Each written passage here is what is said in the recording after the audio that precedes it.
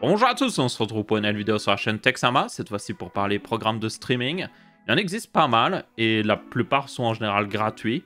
Moi je me souviens que quand j'ai commencé le streaming, il y avait un seul programme de live qui marchait bien, en tout cas c'était XSplit et il fallait le payer.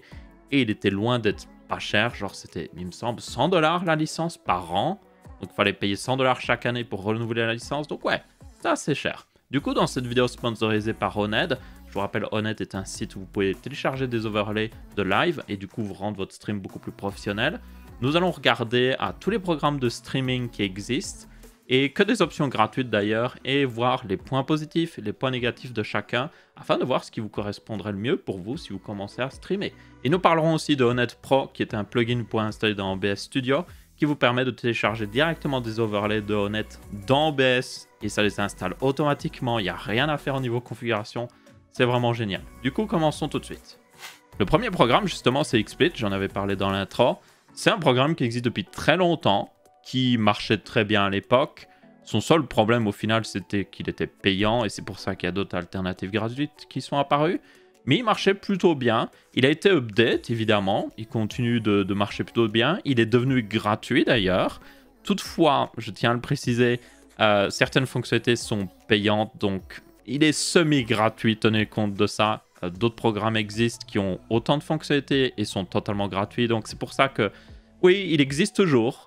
Si vous en avez vraiment besoin, si vous aimiez bien l'interface de XSplit, il existe toujours, il marche bien, il a été update. Mais personnellement, ce ne serait pas mon choix. Donc dans les points positifs, je dirais que il est robuste, il est vraiment très stable comme programme. Beaucoup plus stable que des fois, par exemple, Streamlabs OBS. Mais c'est des avantages, c'est que si vous voulez plus de fonctionnalités, il faudra payer. Et aussi, beaucoup d'overlays maintenant que vous pouvez télécharger en ligne ne sont pas compatibles avec parce que la plupart des overlays sont faits pour OBS tout simplement. Donc ça veut dire que vous devrez traficoter ou plutôt fabriquer votre overlay vous-même et ça peut prendre pas mal de temps. Donc personnellement, je dirais non, n'utilisez pas XSplit Broadcaster. C'est dommage, mais yep, il faut vivre avec son temps, il y a des meilleures options. Le second programme, vous devez bien le connaître, on en a déjà parlé plusieurs fois, c'est Streamlabs OBS. Streamlabs OBS est basé sur OBS Studio, qui est un programme gratuit, donc Streamlabs OBS aussi est gratuit. Et le principe de Streamlabs OBS, c'est qu'ils ont rajouté beaucoup de fonctionnalités que OBS Studio n'avait pas. Notamment la possibilité de rajouter directement des overlays ou des alertes de Twitch ou même d'autres programmes de streaming, ou plutôt sites de streaming, directement sans installer de plugin, sans devoir bidouiller. Alors vraiment, vous faites un clic droit dans votre scène, votre source, et vous pouvez mettre une boîte d'alerte et directement, vous pouvez configurer et ça marche. Donc ça, c'est justement l'une des grosses forces de Streamlabs OBS. Il est plutôt simple d'utilisation et il est préconfiguré pour un noob. Toutefois, un des problèmes qu'il a, c'est qu'il est très fouillu. Comme vous pouvez voir, il y a des boutons partout, il y a des trucs partout, ça sort de... il y a aussi des fois où il doit s'update et tout ça. Je trouve que c'est un programme qui, des fois, peut perdre les gens malgré qu'il est techniquement simple si vous commencez à regarder. Il est traduit entièrement en français aussi. Mais des fois, il y a tellement de boutons que vous vous perdez assez vite. Et je pense que c'est un de ses défauts. Mais clairement, les ajouts qu'ils ont fait le rendent très versatile. Et comme je dis, vous pouvez juste aller hop dans les thèmes et vous pouvez trouver des thèmes assez facilement. Vous pouvez aussi, évidemment, télécharger les thèmes de Oned et les installer en un clic avec Streamlabs OS. Ça, c'est un avantage de justement... tiens, là, c'est un thème de Oned, comme vous pouvez voir. Et vous pouvez du coup les installer en un clic seulement. Donc ça, c'est très rapide et tout. Maintenant, il a un autre désavantage que il me pose souvent assez problème. Voilà, justement, quand je disais que c'était fouillu, des fois, je ne sais même pas où appuyer.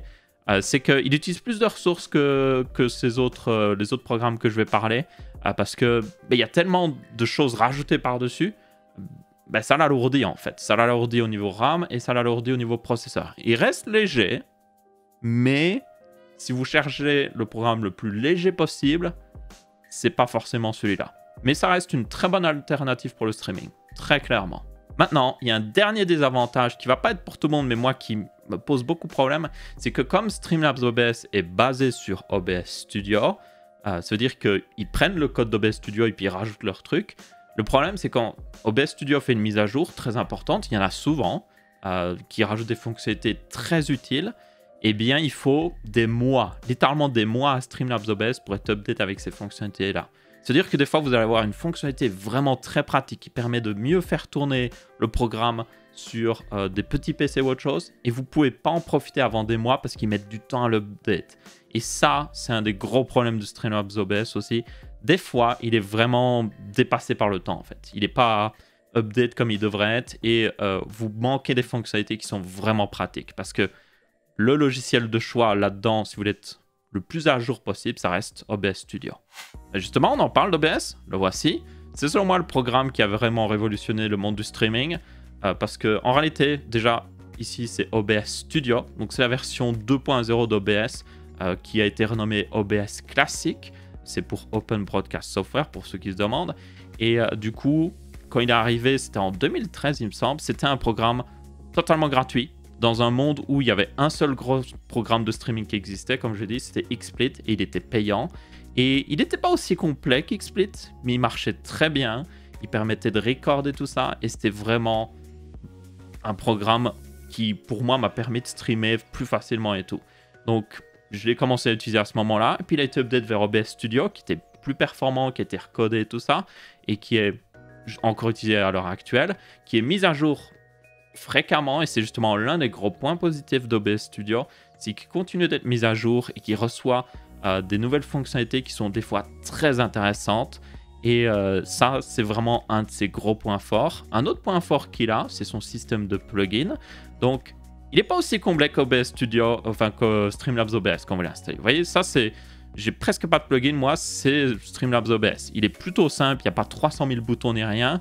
Et ça veut dire que vous n'avez pas certaines fonctionnalités que vous aimeriez avoir dans Streamlabs OBS. Mais le truc, c'est qu'il y a un système de plugins. Et quand vous installez des plugins, vous pouvez avoir, par exemple, le plugin d'Honnête 3D, qui, je vous rappelle, sponsorise cette vidéo. Donc, leur plugin, c'est Honnête Pro. Et en gros, ça vous permet de juste, voilà, vous cliquez dessus. Et vous avez accès à tous les overlays de Honnête en un clic. Donc, si je suis en mode, oh, j'ai envie de... Je vais jouer à un nouveau jeu. J'ai envie d'avoir un overlay plus fun, plus... Ah bah tiens, ça va être Halloween. Bon, c'est déjà passé. Mais ça va être Halloween. Hop, prenons l'overlay d'Halloween. Ok, ouais, j'aime bien ça. Installer. Il va le télécharger. Et j'aurai rien d'autre à faire. Donc voilà, là, il a chargé le thème d'Halloween. Et comme vous pouvez voir, il a automatiquement switché de scène. Donc là, c'est toutes mes scènes. Il a mis streamer Halloween. Et tout est fait. Genre, je n'ai rien à faire. Donc je vais dans la scène principale. Ben, il m'a déjà mis tous mes petits overlays que je peux utiliser. Donc vous voyez, il m'a mis plusieurs overlays de cam possibles. Donc je suis en mode, oh, ben, j'aime bien celui-là. Ben, je vais utiliser celui-là. Ou alors, ben, tiens, non, celui-là, je l'aime pas trop. Vous pouvez désactiver ce que vous n'aimez pas, en gros. Donc là, par exemple, j'aime pas cette webcam, je la désactive. J'aime pas cette webcam. Bref, justement, celle-là, je vais la garder. Celle-là, j'en ai pas besoin. Celle-là, j'en ai pas besoin. Hop, c'est bon. Donc là, c'est cette webcam en particulier que je garde. Je peux la déplacer, la mettre comme je veux. Je peux aller dans la liste ici. Sélectionner... Non, c'était pas ici. Je peux justement rajouter voilà, le périphérique de capture. Donc, je peux faire rajouter le périphérique de capture vidéo, mettre ma webcam juste en dessous. Et puis hop, c'est fait. C'est configuré, il n'y a rien d'autre à faire. Les alertes sont déjà configurées parce qu'Honnête Pro est connecté à votre compte Twitch ou votre compte YouTube ou autre chose. Et du coup, il va chercher automatiquement les alertes. Donc, vous pouvez voir les derniers subs que j'ai eu, les derniers followers que j'ai eu. Et vous pouvez désactiver ce que vous n'aimez pas, encore une fois. Donc, par exemple, j'aime pas voir le dernier followers. Hop, je désactive. Et puis après, je peux désactiver aussi l'overlay qui est le petit graphique qui affiche le followers. Et je peux réarranger les trucs comme je veux. Et après ça, vous voyez qu'il y a des animations quand je change de scène. Donc ça fait très pro, forcément. Et j'ai un écran de démarrage, j'ai un écran au cas où je dois revenir. Voilà, un écran de pause, quoi. Et puis un écran de fin, logique. J'ai vraiment bien foutu cette animation. Et puis un écran just chatting, où je suis juste en mode avec la webcam en grand, voilà. Et mon chat est déjà configuré. Donc c'est-à-dire que là, il y a mon chat Twitch qui va s'afficher automatiquement. J'ai rien à faire. J'ai pas besoin de « Oh, il faut que je mette le chat parfaitement. » Non, c'est déjà fait. Il y a juste à rajouter la webcam et dans la scène principale, juste à rajouter ma capture de jeu. C'est tout. Vous n'avez rien d'autre à faire. En un clic, c'était déjà fait. Et donc ça, c'est une des forces d'OBS Studio. Vous pouvez installer des plugins en un rien de temps et vous avez des plugins comme Honnête Pro qui juste rend le programme tellement plus puissant.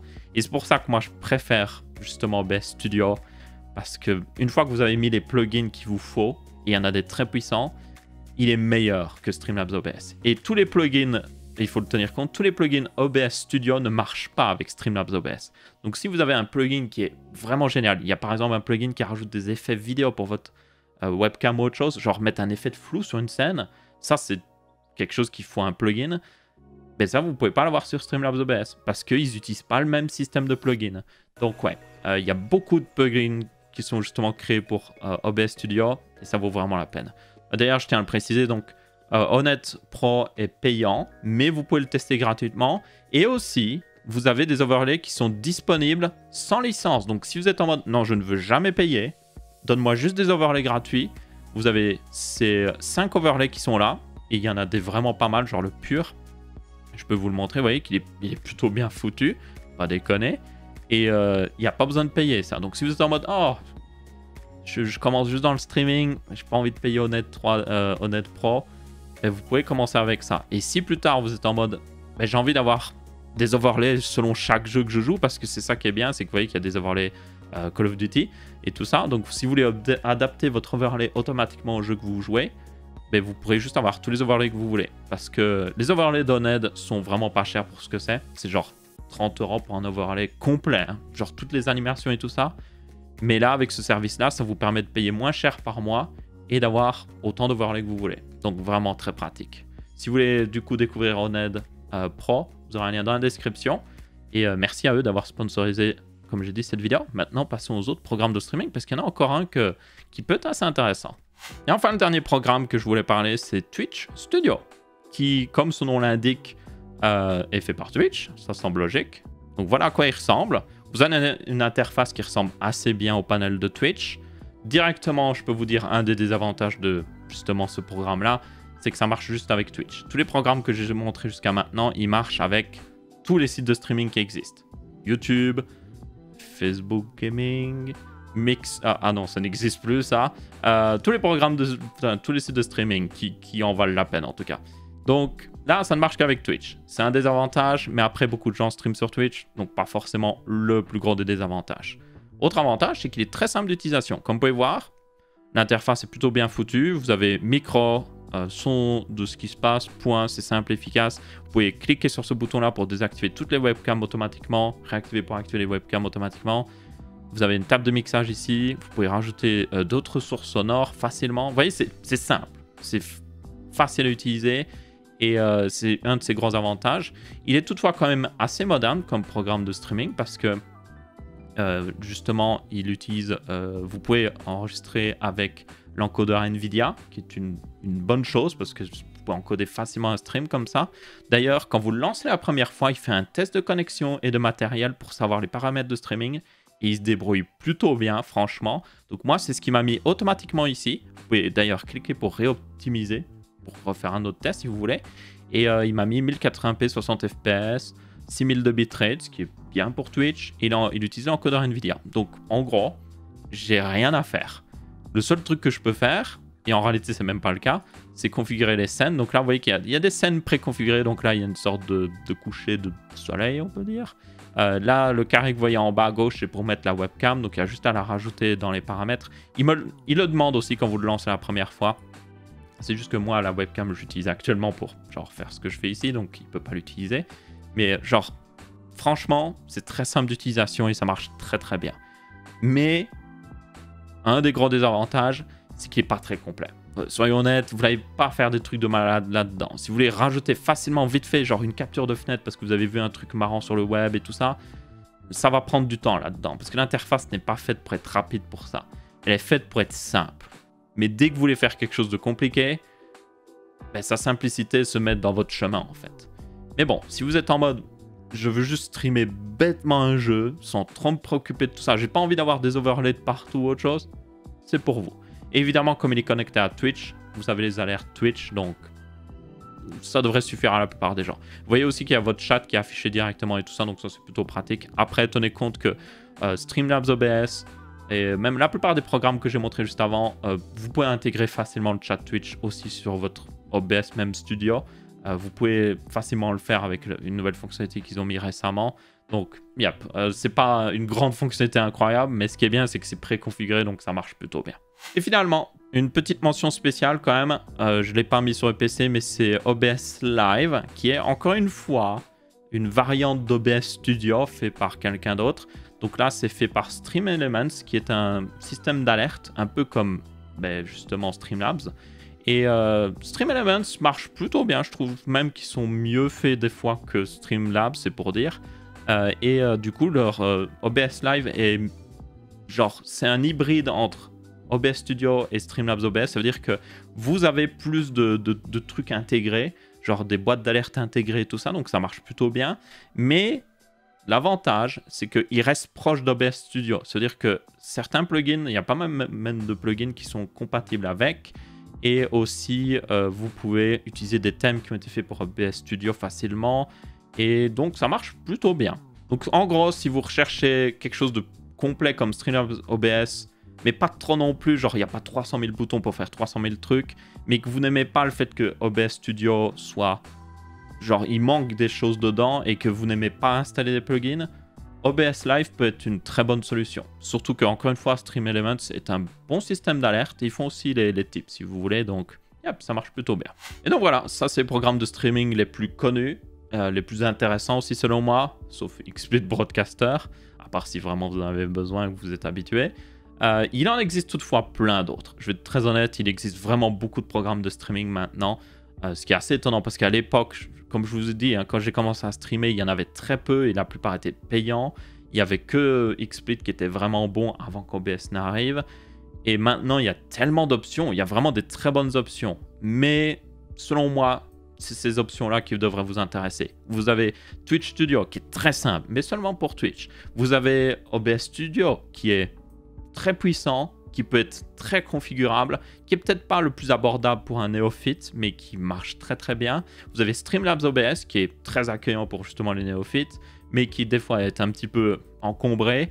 Et puis vous avez XSplit Broadcaster qui s'accroche à la vie, je ne sais pas pourquoi. Enfin bref, du coup vous avez pour tout le monde en fait. Donc merci à tous d'avoir regardé, merci à Oned d'avoir sponsorisé cette vidéo. On fera plus évidemment grâce à leur coopération de vidéos sur le streaming de manière générale. Peut-être que la prochaine vidéo, oui, c'est sur un Stream Deck du pauvre. J'en avais déjà fait une, mais j'ai un meilleur Stream Deck du pauvre. Vous allez le voir, qui marche très très bien. En gros, vous pouvez vous faire un Stream Deck XL pour rien du tout si vous avez déjà une tablette. Ou alors, vous pouvez acheter une petite tablette Android qui coûte pas cher et vous faire un Stream Deck XL pour genre 80 €. Le Stream Deck XL coûte 200 € pour information, donc c'est beaucoup moins cher. Bref, du coup, si vous aimez ce genre de vidéo, n'hésitez pas à vous abonner. Et sinon, on se retrouvera pour une prochaine. Ciao, ciao!